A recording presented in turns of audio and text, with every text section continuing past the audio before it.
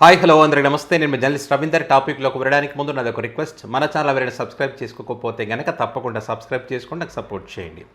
So topic ఏంటంటే, ఆంధ్రప్రదేశ్లో YS Jaganmohan రెడ్డిని అధికారంలోకి రానివ్వకుండగా ఆయన పార్టీ భూస్థాపితం కావాలని కోరుకున్నటువంటి పరిస్థితులు మనం చూసాం.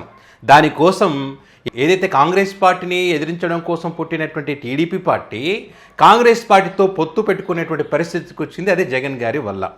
ఇక పవన్ కళ్యాణ్ గారు ఏదో సాధిస్తా, ఏదో చేస్తా, మార్పు కోసం, ప్రశ్నించడం కోసం ఉన్నటువంటి పవన్ కళ్యాణ్ గారు కూడా ఎట్టి పరిస్థితుల్లో జగన్మోహన్ రెడ్డి సీఎంని కానివ్వను అని ఒక శబదం చేసి తన తల్లిని తిట్టినా, తన కుటుంబ సభ్యులను తిట్టినా, ఏం తిట్టినా కూడా మళ్ళీ అదే టీడీపీ పార్టీతో పొత్తు పెట్టుకున్నారు.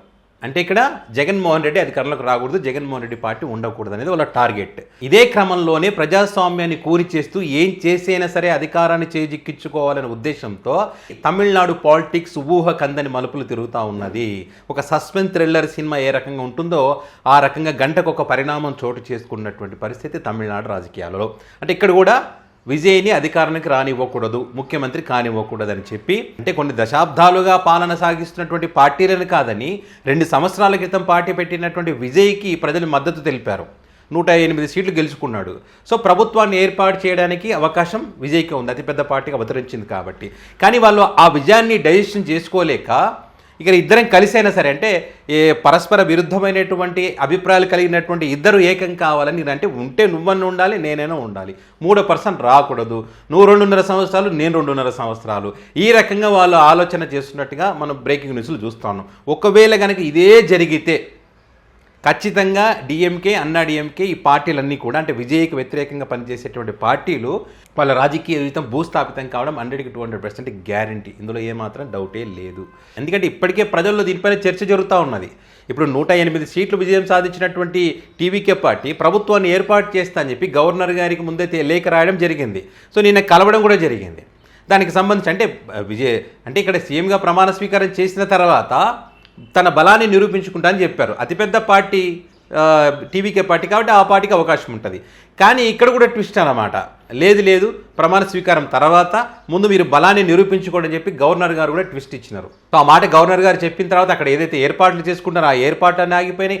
మరి విజయ్ గారికి ఉన్నటువంటి కాన్వాయ్ కూడా, భద్రత కూడా తగ్గిపోయింది. సో ఇవన్నీ ప్రజలు గమనిస్తూ ఉన్నారు. అంటే విజయ్ని ముఖ్యమంత్రి కానివ్వకుండా జరుగుతున్నటువంటి కుట్రలకు బలం పెంచే విధంగా ఇవన్నీ ఉన్నాయి. మళ్ళీ ప్రజలు ఎక్కడ చీదరించుకుంటారోనని పైకి మాత్రం లేదు ఆ పార్టీతో మేము పొత్తు పెట్టుకోవడం ఏంటని వీళ్ళు అంటారు, వాళ్ళు కూడా అదే రకంగా ఆ పార్టీతో మేము పొత్తు పెట్టుకోవడం ఏంటని వాళ్ళు అంటారు. ఇప్పుడు నిన్న స్టాలిన్ గారు చెప్పారు, టీవీకే పార్టీ ప్రభుత్వాన్ని ఏర్పాటు చేయడం కోసం మేము సహకరించడం అంటే వాళ్ళు ప్రభుత్వాన్ని ఏర్పాటు చేసుకున్న తర్వాత అందులో మేము జోక్యం చేసుకోము, మేము ఇక్కడ పార్టీ సంఖ్యన ప్రభుత్వాన్ని ఏర్పాటు చేయము, కానీ 6 నెలల సమయం ఇచ్చి ఆ తర్వాత ప్రజా సమస్యలకు సంబంధించి మేము ప్రశ్నిస్తాం, మీరు ఇచ్చినటువంటి హామీలకు సంబంధించి అని చెప్పి ఆయన మాట్లాడడం జరిగింది. పైకి మేము ఇలాగా మాట్లాడుతున్నాం, కానీ లోపటినేమో రహస్య చర్చలు జరుపుతూ కొన్ని ఒప్పందాలు చేసుకుంటున్నారు. ఇక్కడ పళనిస్వామి ముఖ్యమంత్రి అవుతారంట, ఇక్కడ స్టాలిన్ ఓడిపోయారు కాబట్టి ఆయన కుమారుడు ఉదయనిధి స్టాలిన్ని ఉప ముఖ్యమంత్రిని చేస్తారంట. ఈ రకంగా చర్చలు జరుగుతున్నట్టుగా మనం చూస్తూ ఉన్నాం. మరి ఈ చర్చలు ఎంతవరకు ఫలిస్తాయి?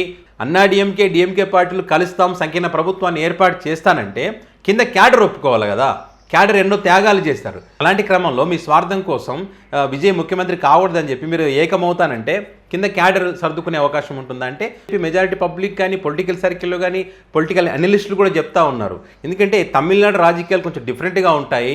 తమిళనాడులో ఉన్నటువంటి మీడియా వేరు, తెలుగు రాష్ట్రాలలో ఉన్నటువంటి మీడియా వేరు. 2 తెలుగు రాష్ట్రాలలో ఉన్నట్టుగా అక్కడ క్యాడర్ ఉండరు. కాబట్టి ఇది జరిగేటువంటి అవకాశమే లేదని చెప్పి చాలామంది చెప్తా ఉన్నారు.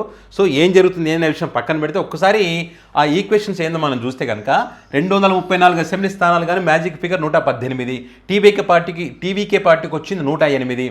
అందులో 2 చోట్ల విజయ్ గారు పోటీ చేశారు కాబట్టి ఒక సీటు పోతుంది, 107 మంది ఉన్నారు. ఇందులో ఈ డిఎంకే ఉన్న దాంట్లో కాంగ్రెస్ పార్టీ 5 సీట్లు ఏవైతే ఉన్నాయో వాళ్ళు ఇక్కడ మద్దతు ఇవ్వడం జరిగింది టీవీకే పార్టీకి. ఒక లేఖ కూడా రాసిచ్చారు, ఈ 5 మంది ఎమ్మెల్యేలు మీకు మద్దతు ప్రకటిస్తూ ఉన్నారని చెప్పి ఆ లేఖ రూపంలో ఇవ్వడం జరిగింది. రాబోయే స్థానిక సంస్థల ఎన్నికల్లో కానీ మిగతా ఎన్నికల్లో కలిసే పోటీ చేస్తామనేది ఒక ఒప్పందం చేసుకున్నారు. అది అఫీషియల్గా. అయితే మతతత్వ పార్టీలతో మాత్రం పొత్తు పెట్టుకోకూడదని ఒక ఒప్పందం కూడా కాంగ్రెస్ పార్టీ టీవీకే పార్టీతో చేసుకోవడం జరిగింది. సో అది అంటే ఇక్కడ వాళ్ళు 5 ఇస్తే 112 అయినారు, అంటే ఇంకా 6 కావాలి.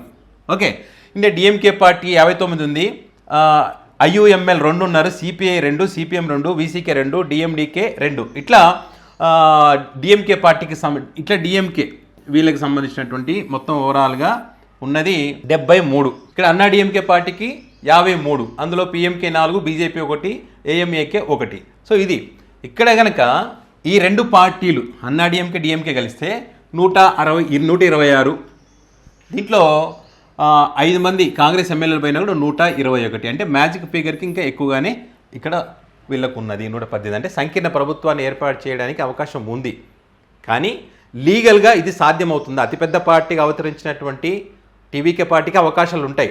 మరి గవర్నర్ గారు కూడా ఇప్పుడు లీగల్గా ఎలాంటి సమస్యలు వస్తాయని చెప్పి న్యాయ నిపుణులతో చర్చిస్తున్నట్టు కూడా మనం వార్తలు చూస్తూ ఉన్నాం. కాబట్టి అంత ఈజీగా ఉండేటువంటి అవకాశం అయితే లేదు. ఇంకొక రకమైనటువంటి చర్చ ఏంటంటే ఇక్కడ ఈ టీవీకే పార్టీకి అన్నాడీఎంకే సపోర్ట్ ఇచ్చేటువంటి అవకాశం ఉందని కూడా ఒక చర్చ ఉంది. ఇందులోకి వెళ్ళి బీజేపీ పార్టీకి ఏం లేదు, ఒకటే. తో వాళ్ళ మద్దతు పక్కన పెట్టినా కూడా మిగతా వాళ్ళు వీరితో కలిసి అంటే అన్నాడీఎంకే ఈ కూటమిలో లేకుండా విడిగా 47 స్థానాలు ఉన్నాయి కాబట్టి ఆ 47 స్థానాలు కనుక వీళ్ళు కలిస్తే ఇప్పుడు టీవీకే పార్టీకి ఉన్నటువంటి 107, అన్నాడీఎంకే 47, మొత్తం కలిపితే 154, కాంగ్రెస్ పార్టీకి ఉన్నటువంటి 5, 159. ఈ 159 సీట్లతో ప్రభుత్వాన్ని ఏర్పాటు చేయడానికి కూడా అవకాశం ఉంది టీవీకే పార్టీకి. అయితే విజయ్ని భయపెట్టడానికి ఒక ప్రయత్నం అయితే గట్టిగానే చేస్తూ ఉన్నారు తెర వెనుక అనేటువంటి బ్రేకింగ్ న్యూస్లు మనం చూస్తూ ఉన్నాం. అంటే ఎంత దారుణమైన దౌర్భాగ్యమైనటువంటి రాజకీయాలు జరుగుతూ ఉన్నాయో చూడండి. ఒక వ్యక్తి సింగిల్గా పోటీ చేసి ప్రజా మద్దతు కూడగట్టుకొని 108 సీట్లు సాధిస్తే ఆ విజయాన్ని జీర్ణించుకోలేక తమ పప్పులు ఉడకవని చెప్పి మన రాజకీయ భవిష్యత్తు నాశనం అవుతుందని చెప్పి అంటే పరస్పర విరుద్ధమైనటువంటి అభిప్రాయాలు కలిగినటువంటి రెండు పార్టీలు ఏకం కావడానికి కూడా ఇప్పుడు సిద్ధమవుతున్నాయంటే ఇంకా రాజకీయాలు ఏ రకంగా ఉన్నాయో చూడండి. ఇదే రకంగా జగన్మోహన్ రెడ్డి గారికి సంబంధించినందుకు అంతే కదా. జగన్మోహన్ రెడ్డి గారు గెలవకూడదు, జగన్మోహన్ రెడ్డి గారు రాజకీయాల్లో ఉండకూడదు, ఆయన పార్టీని భూస్థాపితం చేయాలి. అలా చేయడం కోసం అని చెప్పి కాంగ్రెస్ పార్టీతో టీడీపీ పార్టీ పొత్తు పెట్టుకున్నది.